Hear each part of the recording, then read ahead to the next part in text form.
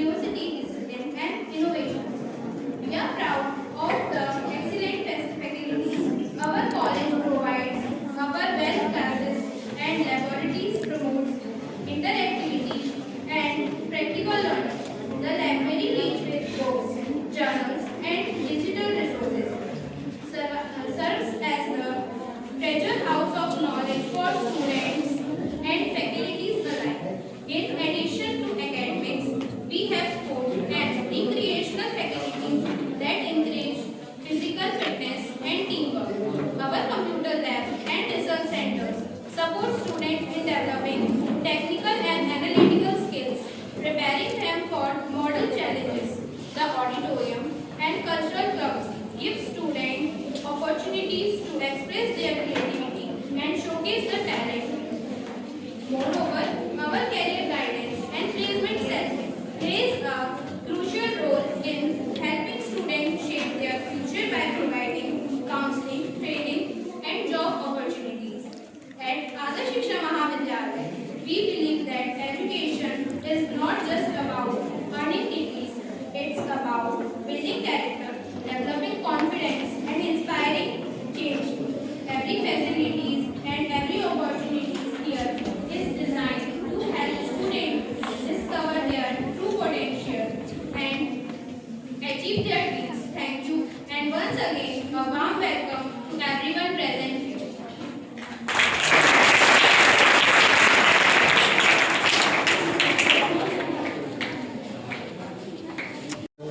Very nice.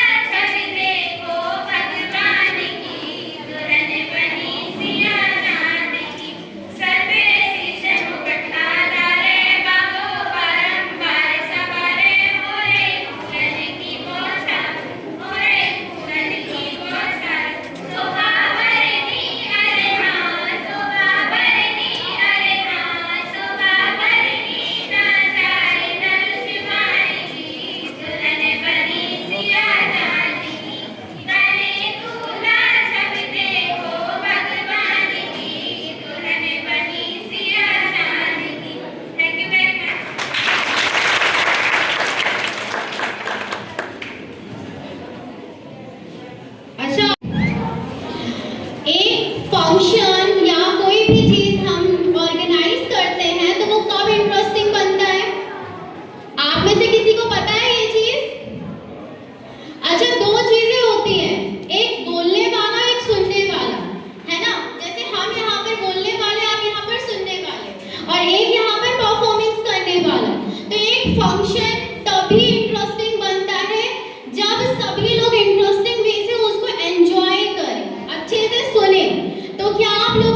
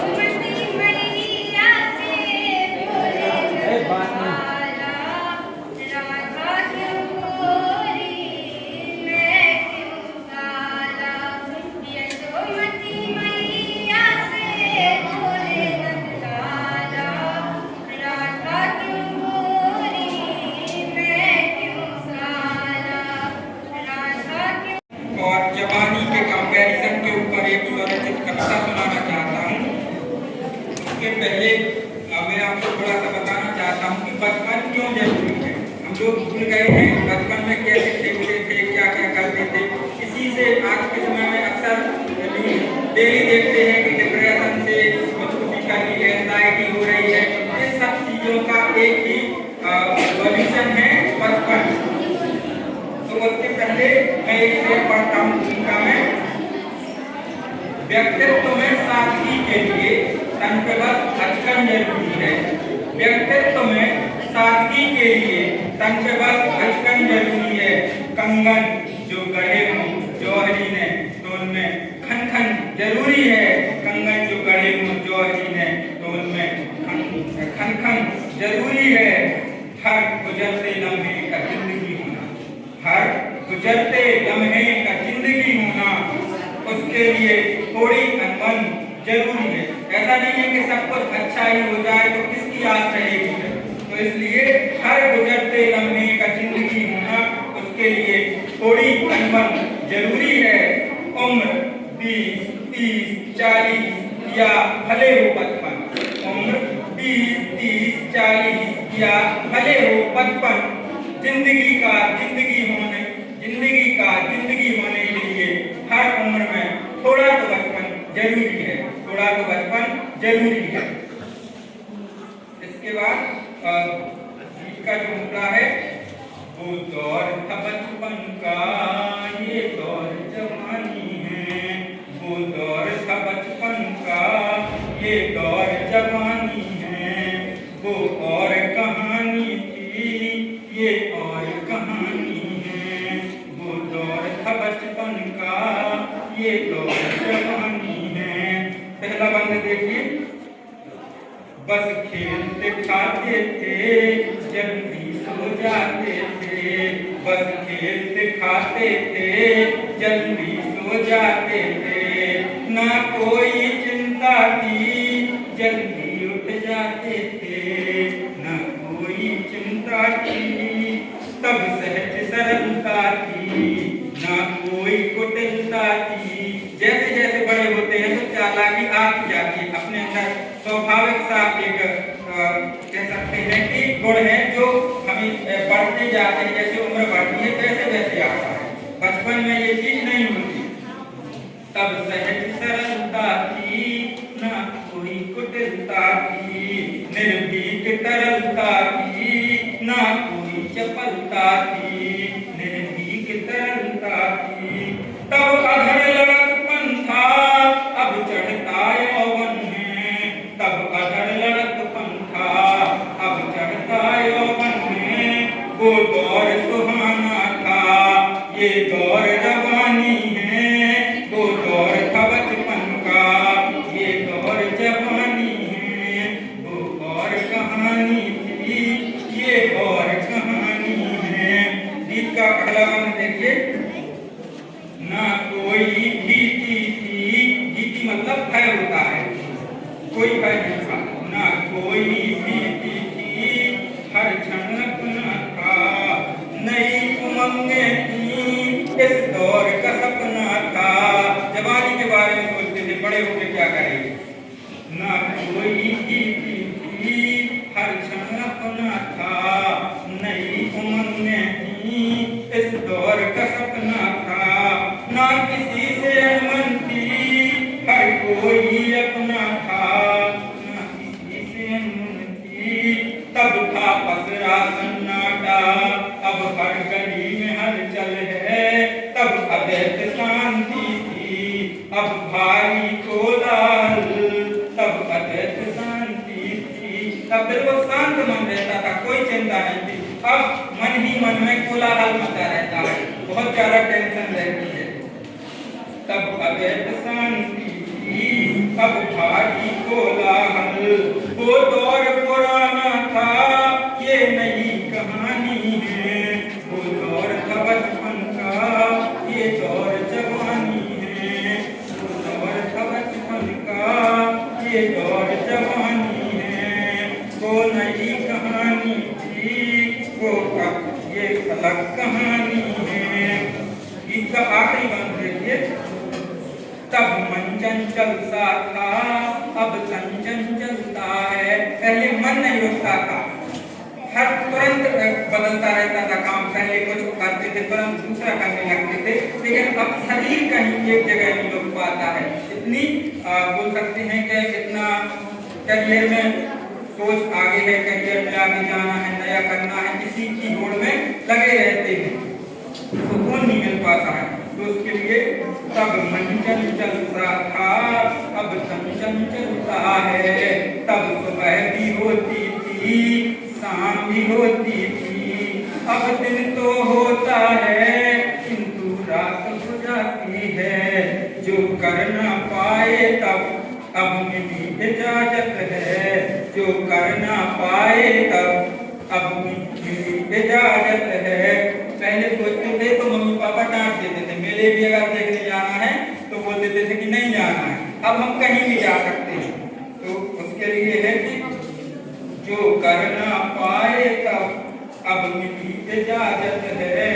तब इसकी चाहत थी, अब उसकी चाहत है। वो दौर हमारा था, ये अलग कहानी है।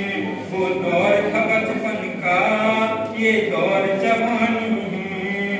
वो और कहानी थी, ये कुछ और कहानी है। वो दौर था बचपन का, ये दौर जवानी है। वो और कहानी थी, ये कुछ और कहानी है। Thank you.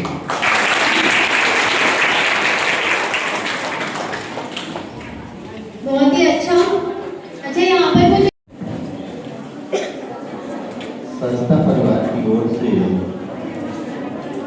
समस्त आगंतुक महाभाव का स्वागत अभिनंदन है। आकाशवाणी के 60 वर्ष पूर्ण होने पर विभिन्न कार्यक्रम संस्था में आयोजित किए जा रहे हैं। इसी तारतम्य में मैं शिक्षा एवं सामाजिक परिवर्तन टॉपिक पर अपने विचार प्रस्तुत कर रहा हूँ। शिक्षा निश्चित रूप से जीवन निर्माण की एक कला है।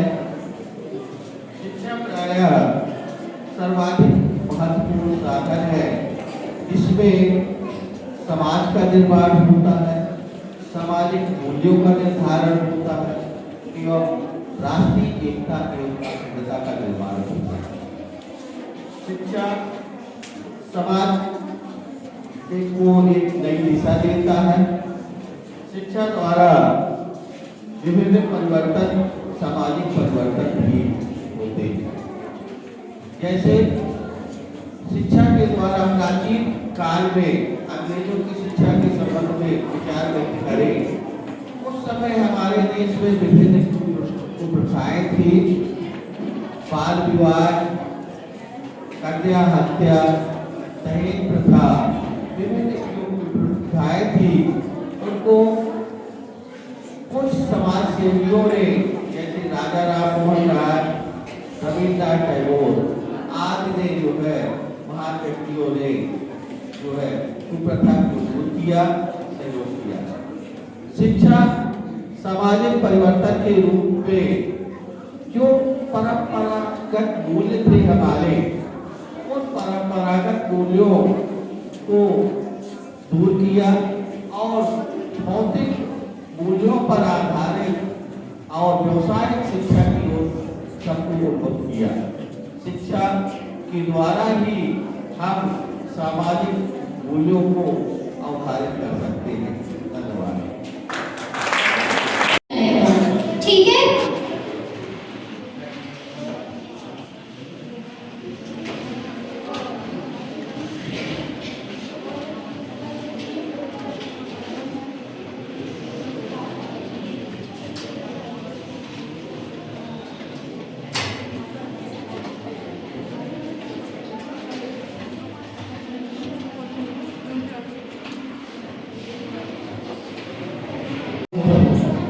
और ऐसे ही अपडेट लिखो, ठीक है। टीम ए कौन सी रहेगी? अच्छा, टीम ए आप लोग हैं और टीम बी में आप लोग हैं। अपने अपने नाम बता दें, नाम नोट कर लो आप। टीम ए से बता दीजिए।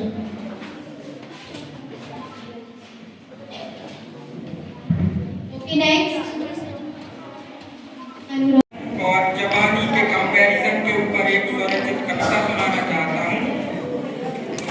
पहले मैं आपको थोड़ा सा बताना चाहता हूँ कि बचपन क्यों जरूरी है। हम लोग भूल गए हैं बचपन में कैसे खेलते थे, क्या क्या करते थे। इसी से आज के समय में अक्सर डेली देखते हैं कि डिप्रेशन से खुदकुशी करनी, एंजाइटी हो रही है। इन सब चीज़ों का एक ही सॉल्यूशन है बचपन। तो उसके पहले मैं एक शेर पढ़ता हूँ भूमिका में। व्यक्तित्व में सादगी के लिए तन पे बस अचकन जरूरी है। व्यक्तित्व में सादगी के लिए तन पे बस अचकन जरूरी है। कंगन जो गढ़े हों जौहरी ने तो उनमें खन खन जरूरी है। कंगन जो गढ़े हों जौहरी ने तो उनमें खन खन जरूरी है। हर गुजरते लम्हे का जिंदगी होना, हर गुजरते लम्हे का जिंदगी होना, उसके लिए थोड़ी अनबन जरूरी है। ऐसा नहीं है कि सब कुछ अच्छा ही हो जाए तो किसकी आस रहेगी। तो इसलिए हर गुजरते लम्हे का जिंदगी होना, उसके लिए थोड़ी अनबन जरूरी है। उम्र 20, 30, 40 या भले हो 55, उम्र 20, 30, 40 या भले हो 55, जिंदगी का जिंदगी होने के लिए हर उम्र में थोड़ा तो बचपन जरूरी है, थोड़ा तो बचपन जरूरी है। इसके बाद गीत का जो मुद्दा है वो दौर था बचपन का, ये दौर जवानी है। वो दौर था बचपन का, ये दौर जवानी है। वो और कहानी थी, ये और कहानी है। वो दौर था बचपन का, ये दौर जवानी है। पहला बंद देखिए। बस खेलते खाते थे, जल्दी सो जाते थे। बस खेलते खाते थे, जल्दी सो जाते थे। ना कोई चिंता थी, जल्दी उठ जाते थे। ना कोई चिंता थी, तब सहज सरलता थी। ना कोई कुटिलता थी। जैसे जैसे बड़े होते हैं तो चालाकी आती जाती है। अपने अंदर स्वाभाविक सा एक कह सकते हैं कि गुण है जो हमें बढ़ते जाते हैं। जैसे उम्र बढ़ती है वैसे वैसे आता है। बचपन में ये चीज नहीं होती। तब सहज सरलता थी, ना कोई कुटिलता थी। निर्भीक तरलता थी, ना कोई चपलता थी। निर्भीक तरलता थी। तब अधर लड़कपन था, अब चढ़ता यौवन है। तब अधर लड़कपन था, अब चढ़ता यौवन है। वो दौर सुहाना था, ये दौर जवानी है। वो दौर था बचपन का, ये दौर जवानी है। वो और कहानी थी, ये और कहानी है। गीत का अगला बंद देखिए। ना कोई भीति थी, भीति मतलब भय होता है, कोई भय नहीं था। ना कोई भीति थी, हर क्षण अपना था। नई उमंगें थी, इस दौर का सपना था। जवानी के बारे में सोचते थे बड़े होकर क्या करेंगे। ना कोई भीति थी, हर क्षण अपना था। नई उमंगें थी, इस दौर का सपना था। ना किसी से अनबन थी, हर कोई अपना था। ना किसी से अनबन थी, तब था पसरा सन्नाटा। अब हर गली में हलचल है, तब अवैध शांति थी। अब भारी कोलाहल, तब अवैध शांति थी। तब बिल्कुल शांत मन रहता था, कोई चिंता नहीं थी। अब मन ही मन में कोलाहल मचा रहता है, बहुत ज्यादा टेंशन रहती है। तब अवैध शांति थी, अब भारी कोलाहल। वो दौर पुराना था, ये नई कहानी है। वो दौर था बचपन का, ये दौर जवानी है। वो दौर था बचपन का, ये दौर जवानी है। वो नई कहानी थी, वो ये अलग कहानी है। गीत का आखिरी बंद देखिए।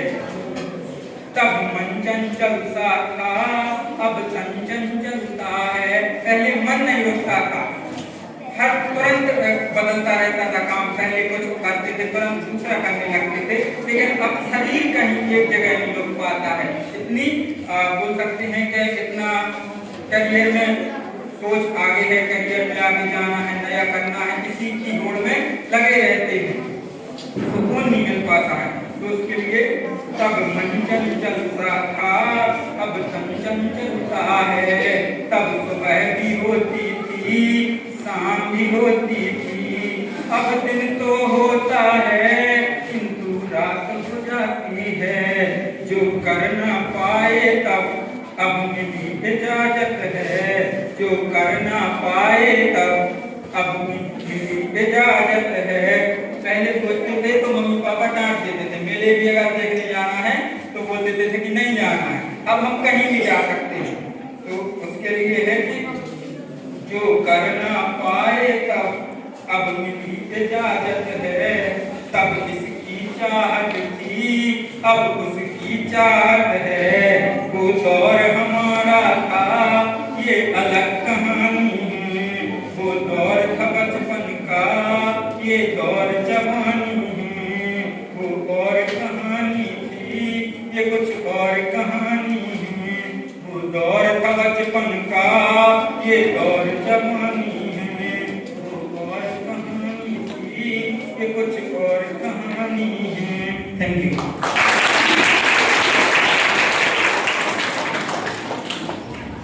बहुत ही अच्छा। अच्छा, यहाँ पर कुछ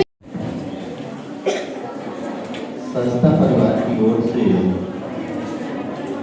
समस्त आगंतुक महाभाव का स्वागत अभिनंदन है।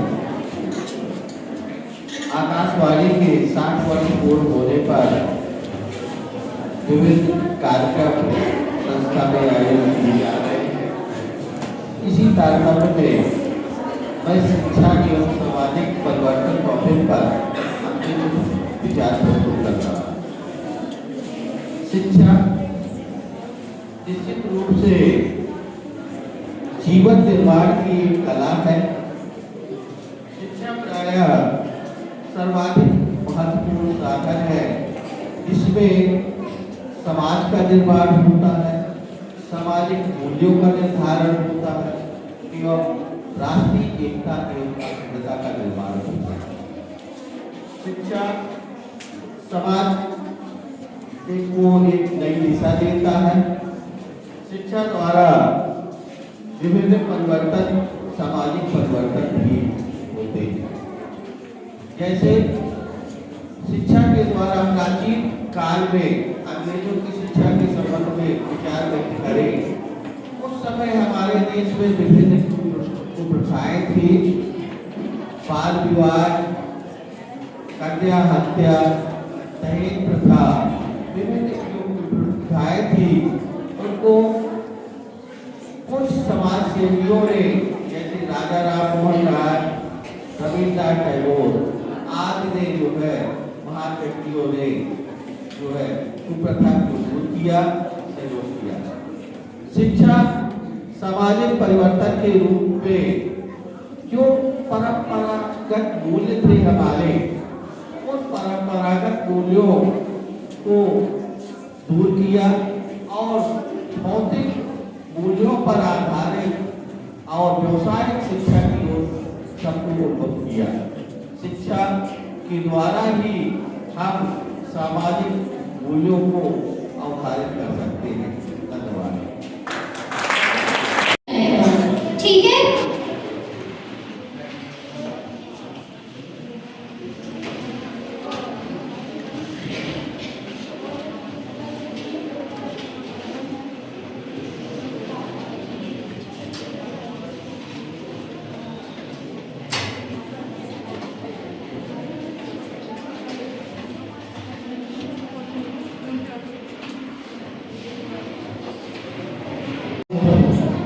और ऐसे ही अपडेट लिखो, ठीक है। टीम ए कौन सी रहेगी? अच्छा, टीम ए आप लोग हैं और टीम बी में आप लोग हैं। अपने अपने नाम बता दें, नाम नोट कर लो आप। टीम ए से बता दिया।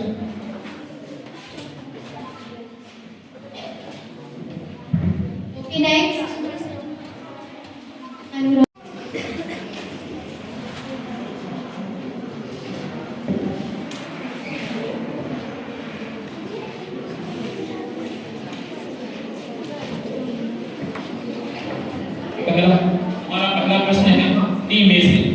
दुनिया का एकमात्र ऐसा देश कौन सा है जिसका झंडा आयका या वर्गाकार नहीं है? टीम ए उत्तर दे। क्वेश्चन रिपीट, दुनिया का एकमात्र ऐसा देश कौन सा जिसका झंडा आयका या वर्गाकार नहीं है?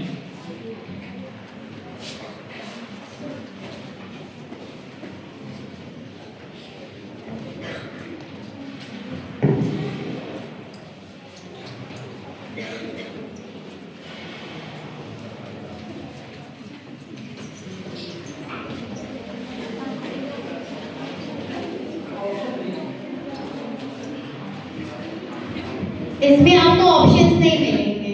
This is your skill test, आपको अपने मन से बताना पड़ेगा।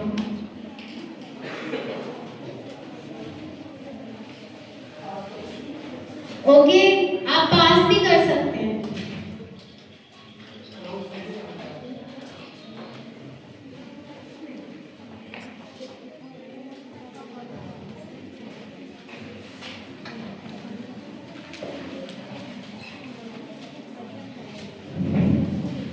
पांच क्वेश्चन पूछने के बाद हम टाइम ड्यूरेशन सेट कर देंगे, है ना?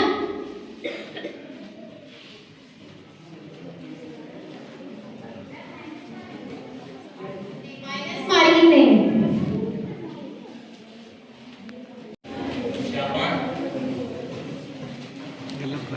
गलत जवाब। इसके लिए आपको कोई अंक नहीं दिया जाएगा। इसका सही जवाब है नेपाल। हमारा अगला प्रश्न है टीम बी से। विश्व प्रसिद्ध वैज्ञानिक के जन्मदिन को पाई दिवस के रूप में मनाया जाता है।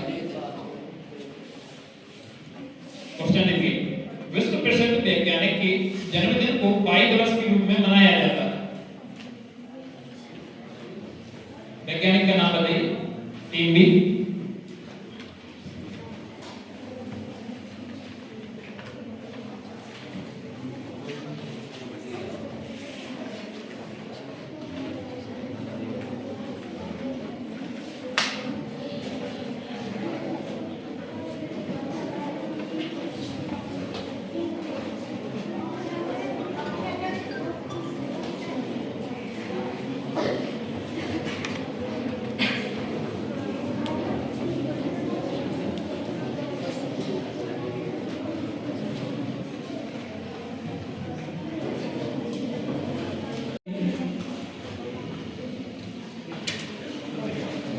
कोई भी टीम इसका सही जवाब नहीं दे पाई, इसके लिए इनको कोई अंक नहीं दिया जाएगा।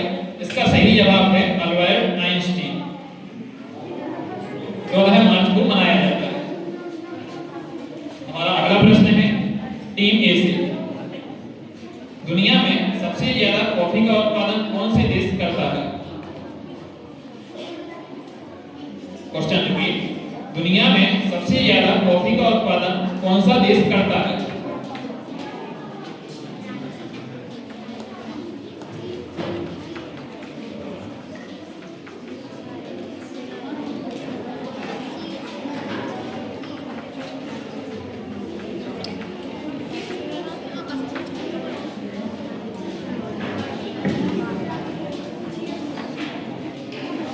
You have any idea?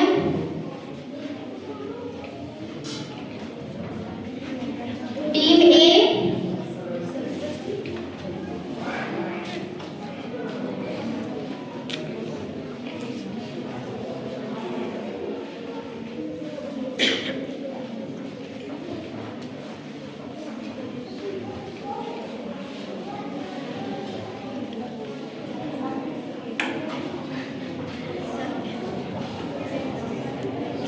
चलिए ठीक है, पास देना चाहेंगे? नो।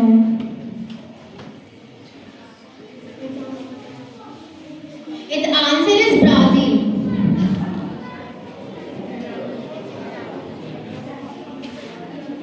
दुनिया में सबसे ज्यादा कॉफी का उत्पादन कौन सा देश करता है? Which country is the highest production of coffee? Its answer is Brazil. Okay. Next question, Team B. Easy सा क्वेश्चन पूछ लेती हूँ। मध्य प्रदेश का राष्ट्रीय पक्षी कौन सा है?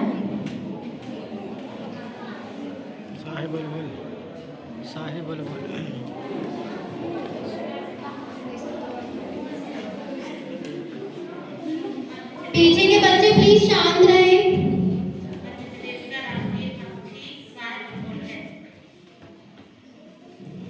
सही जवाब। आपको मिलते हैं 2 मार्क्स। नाइस। देन ए, मध्य प्रदेश में कालिदास सम्मान किस क्षेत्र में दिया जाता है? मध्य प्रदेश में कालिदास सम्मान किस क्षेत्र में दिया जाता है?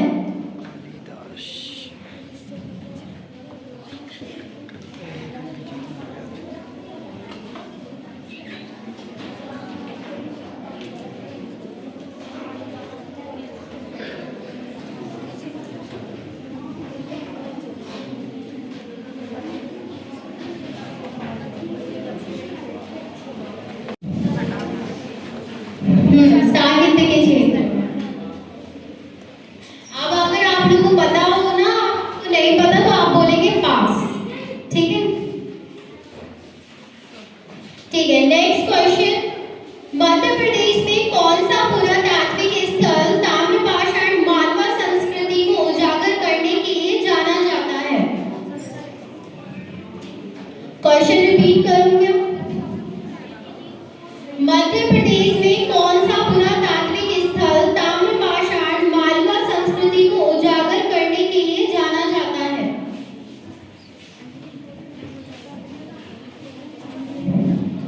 हाँ, टीम ए।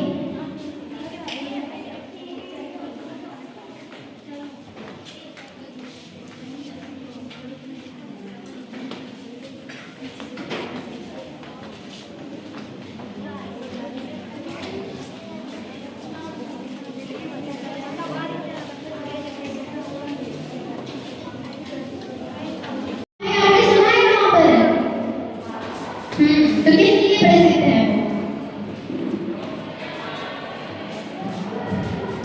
उनका नाम सिर्फ बाघ है, वो बाघ के लिए फेमस नहीं है।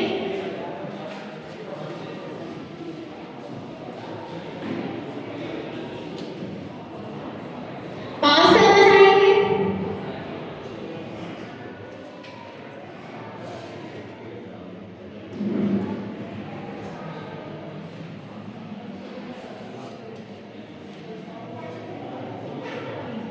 ठीक है टीम ए, टीम बी आपको पास कर दिया, आपको इसका आंसर पता है।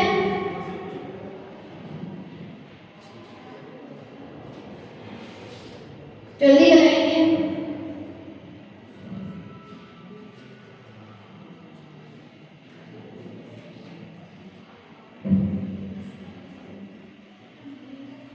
प्लेस नहीं पूछा है, मैंने पूछा किस लिए फेमस है। बाघ की गुफाएं किस लिए प्रसिद्ध है? शैल चित्र। शैल चित्र सुना है आप लोगों ने? Rock painting is a part of ancient history. आप दोनों को कोई भी मार्क्स नहीं दिए जाएंगे। Okay, next team A, Madhya प्रदेश में पहली बार राष्ट्रपति शासन कब किया गया था? राष्ट्रपति शासन आप लोग समझते ही होंगे। ठीक है, तो बताइए कब किया गया था? You also score 2 marks.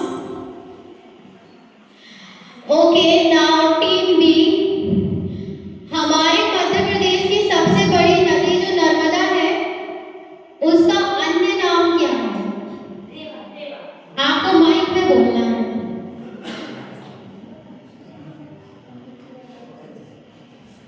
Narmada नदी का दूसरा नाम रेवा है।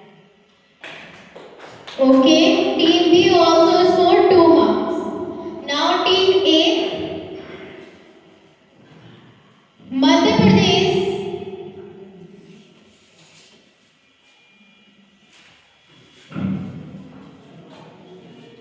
ठीक है, आप हमें बताइए कि भारत की सबसे बड़ी नदी कौन सी है और इसकी लंबाई कितनी है?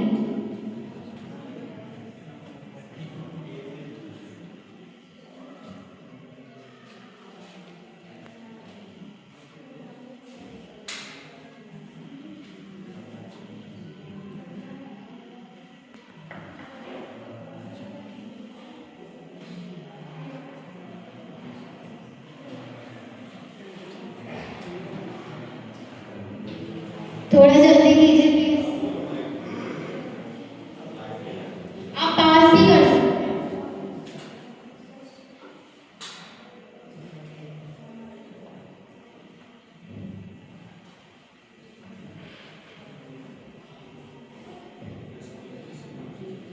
गंगा नदी जिसकी लंबाई 255 किलोमीटर है।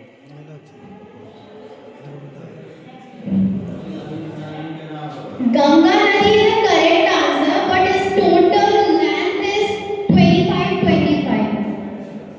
25. ठीक है, you also got 2 marks. Then team B, आप बताइए हमें कि फादर ऑफ कंप्यूटर किसे बोला जाता है? कंप्यूटर के फादर चार्ल्स बेबेज को कहा जाता है। ठीक है, आपको भी 2 अंक मिलते हैं। Then team A, what is the full form of CPU? CPU.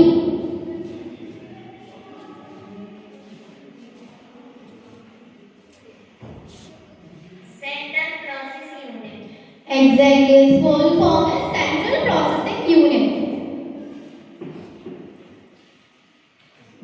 Then next team B, आप हमें बताइए कि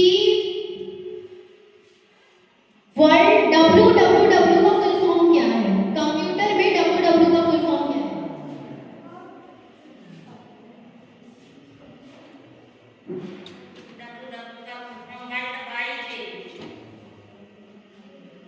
correct answer world wide web. आपको भी 2 मार्क्स मिलते हैं। Then टीम ए, आप हमें बताइए कि हमारा मध्य प्रदेश का राजकीय खेल कौन सा है?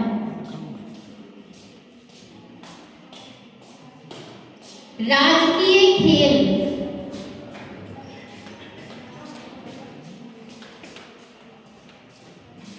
मध्य प्रदेश का राज्य खेल mallakhamb. Exactly, correct answer is Malkham. Then team B, next question is, आप हमें ये बताइए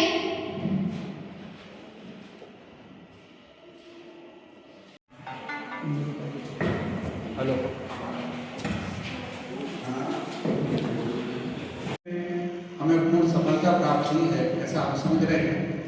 और आकाशवाणी परिवार ने जो समय हमें दिया है वो वास्तव में उनका बड़ा अमूल्य समय है। जैसा कि आप लोग जानते हैं कि जो भी कार्यक्रम हम तक आकाशवाणी द्वारा आते हैं वो वेब्स के द्वारा आते हैं। और ये जो वेब्स की कहानी है बहुत पुरानी है। आज से 90 वर्ष पूर्व आकाशवाणी का प्रारंभ हुआ। और पूर्व में जैसा कि आप लोग जानते हैं कि इनके नाम बदलते रहे। पहले ये ऑल इंडिया रेडियो के नाम से जाना जाता था, लेकिन हमारे गुरुदेव रविन्द्रनाथ टैगोर ने आकाशवाणी नाम से एक अपना वाचन किया और तभी से इसका नाम आकाशवाणी पड़ा। और हम लोग बचपन से ही आकाशवाणी सुनते आए हैं। इसका क्रेज जितना पहले था उतना आज भी है। एक आकाशवाणी में बहुत ही मनोरंजक कार्यक्रम आया करता था, आप लोगों ने बहुत सुना होगा, वो था विनायक गीतमाला।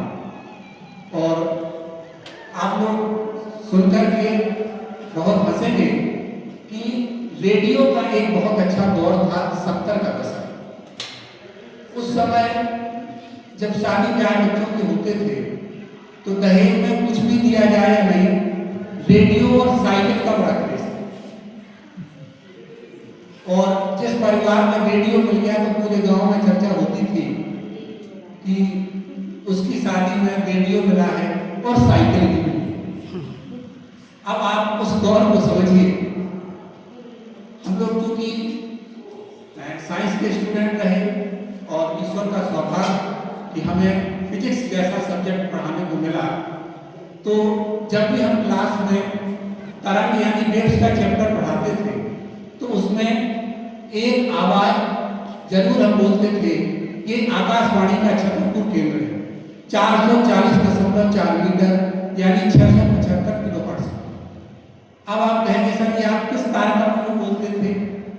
तो तरंग के चैप्टर में एक फार्मूला होता है C = न्यू लैम्डा, यानी C माने प्रकाश का वेग और न्यू का मतलब होता है आवृत्ति और लैम्डा का मतलब होता है तरंग या वेव लेंथ। इसका बड़ा अच्छा कैलकुलेशन है। किसी भी आकाशवाणी का मीटर नंबर जैसे छतरपुर का 440.4 मल्टीप्लाई करते हैं आप 675 किलोहर्ट्ज। किलो का मतलब आप लोग जानते होंगे कि के का मतलब होता है 1000, यानी 675 के आगे आपको मल्टीप्लाई 1000 करना है, यानी 3 जीरो बढ़ा देना है और जब उसका आप आंसर निकालेंगे तो प्रकाश का वेग ही प्राप्त होगा। तो ये उदाहरण हमने वेव्स पढ़ाते समय हर पीरियड में दिया है और कुछ हमारे स्वभाव में ये था कि बच्चों से ज़्यादा कनेक्ट होना। फिजिक्स को भी हमने व्यवहारिक दृष्टि से पढ़ाने की कोशिश की है। जैसे हम आपको एक उदाहरण बताएं कि जब हम पढ़ाते थे पलायन वेग यानी एस्केप वेलोसिटी, कुछ लोग समझते हैं एस्केप वेलोसिटी का मतलब होता है कि किसी भी वस्तु को यदि हम ऊर्ध्वाधर ऊपर की ओर फेंकें और वो पृथ्वी के गुरुत्व क्षेत्र को पार कर जाए, लौट के ना आए, तो उस न्यूनतम वेग को हम कहते हैं पलायन वेग। तो जब भी पलायन वेग का चैप्टर क्लास में आता था तो हम बच्चों को एक उदाहरण जरूर बताते थे, वो था महाभारत। कि महाभारत काल में भीम इतने ताकतवर थे कि वो 10,000 हाथियों को एक साथ बांधकर उन्होंने ऊर्ध्वाधर ऊपर की ओर फेंक दिया। वेद व्यास जी ने महाभारत में लिखा है, वो हाथी आज तक पृथ्वी पर लौट के नहीं गए। तो बच्चों को बड़ा इंटरेस्ट होता था कि वास्तव में ये तो बड़ी अनहोनी घटना है कि 10,000 हाथियों को इस प्रकार से फेंका गया कि वो आज भी ब्रह्मांड में चक्कर लगा रहे हैं। और उसी थ्योरी पे आप देखते हैं कि हमारे जितने भी सैटेलाइट्स प्रक्षेपित किए जाते हैं वो सब के सब ऊर्ध्वाधर ही जाते हैं और उनको पृथ्वी की एक विशेष कक्षा में स्थापित कर दिया जाता है। और उससे आजकल दूर संचार के कितने माध्यम हो गए हैं। अगर हम रेडियो की बात करें तो वास्तव में पहले संचार का एकमात्र माध्यम था और वो सबसे विश्वसनीय माध्यम था। अगर रेडियो पर कोई न्यूज आ गई इसका मतलब है कि वो 100% सही है, उसमें कोई सोचने की बात नहीं है। जबकि आजकल आप देखते हैं कि जो प्राइवेट चैनल बहुत सारे न्यूज देते हैं, न्यूज के नाम पे चल रहे हैं, लेकिन उसमें कई न्यूज तो संभावित होती है, सत्य भी हो सकती है और बाद में वो गलत भी हो सकती है। लेकिन आकाशवाणी की विश्वसनीयता इतनी है कि इससे प्रसारित होने वाला कोई भी संदेश कभी झूठा नहीं हो सकता है। तो आकाशवाणी परिवार को मैं बहुत बहुत धन्यवाद देता हूँ कि वो हमारे इस आदर्श शिक्षा महाविद्यालय प्रांगण में पधारे और हमारे बच्चों को इतना उन्होंने प्रोत्साहित किया। और हम अभी आकाशवाणी के सर हमारे बगल में बैठे हुए थे, हम उनसे चर्चा कर रहे थे मानस की एक चौपाई की कि श्रोता वक्ता ज्ञान विधि। वास्तव में कहने वाला और सुनने वाला जब दोनों की फ्रिक्वेंसी मेल खाती है, जैसे आप रेडियो को ट्यून करते हैं तो जब वो 675 वेव पे जाएगा या 440.4 मीटर पे जाएगा आपकी सी रेडियो की, तभी आपका आकाशवाणी से तत्व बजेगा। ठीक इसी प्रकार से हमारे बच्चों ने जो कार्यक्रम प्रस्तुत किए और जो हमारे अन्य बच्चों ने सुने और हमारे आगंतुक जो महानुभाव हैं, इन लोगों ने मुझे बड़ा आश्चर्य हो रहा था कि आप लोग इतने बड़े कलाकार हैं फिर भी हमारे बच्चों को कितने ध्यान से सुन रहे हैं। निश्चित तौर पर ये आप लोगों की महानता है। और मैं मानस की एक चौपाई यहाँ उद्धृत करना चाहता हूँ कि सिमट सिमट जहीं भरही तलावा उज्जैन ज्ञान ही सज्जन पर। वास्तव में सज्जनता, विनम्रता ज्ञान की एक कसौटी है। जिस व्यक्ति के अंदर सज्जनता है वही ज्ञान को ग्रहण कर सकता है। और जिस प्रकार से उदाहरण से आपको समझाया गया है कि पानी तो हर जगह बरसता है, लेकिन पानी इकट्ठा कहाँ होता है? तालाब में। बाकी जगह पे पानी बह जाता है। ठीक इसी प्रकार से जो सज्जन व्यक्ति है, ज्ञान सिर्फ उसी के पास रहता है और ज्ञान तो बहुत ही अद्भुत है। और जैसा कि आप जानते हैं कि हर चीज के दो पक्ष होते हैं। अगर हमने आपको मोबाइल लाके दे दिया तो उसके कुछ बैड इफेक्ट भी हैं और कुछ अच्छाइयाँ भी हैं, लेकिन जब हम आपसे ज्ञान की बात करते हैं तो ज्ञान का कोई दूसरा पहलू नहीं होता है, ना ही पवित्रम ज्ञानेन सदृशम्। भगवान कृष्ण ने गीता में कहा है कि ज्ञान से पवित्र कोई ज्यादा चीज इस संसार में नहीं है। इसलिए हमारे बीच जो बच्चे बैठे हुए हैं उनसे हमारा एक ही अनुरोध है कि वो ज्ञान को आत्मसात करें।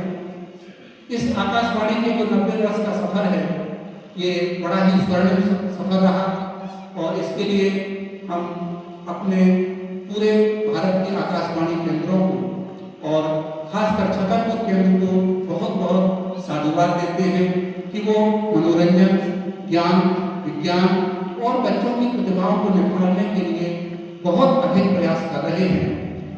आकाशवाणी छतरपुर बुंदेलखंड की शान है और बुंदेलखंड के जो प्रसारित होने वाले कार्यक्रम हैं वो आप देखते हैं बड़े अनोखे हैं। एक कार्यक्रम आप लोगों का आता है सुबह 7:15 तो न्यूज प्रादेशिक समाचार के बाद हम नियमित रूप से उसको सुनते हैं और वो है आपका कभी हिंदी भाषा के ऊपर कोई कविता या कहानी आती है और हिंदी सुगंध के नाम से और बुंदेली सुगंध के नाम से बड़ा ही ज्ञानवर्धक और अच्छा कार्यक्रम है। अभी एक वार्ता करीब इस महीने 2 बार शायद रिपीट हुई है लाला हरदौल को। आप सुने तो मन गदगद हो जाता है कि इस बुंदेलखंड की देवभूमि में कैसे अद्भुत लोग हैं। गणेश कुंवर में जहाँ भगवान राम को साक्षात रूप से वहां पर रामलला को लाई है उर्छा में, वहीं उनके देवर 23 साल की उम्र में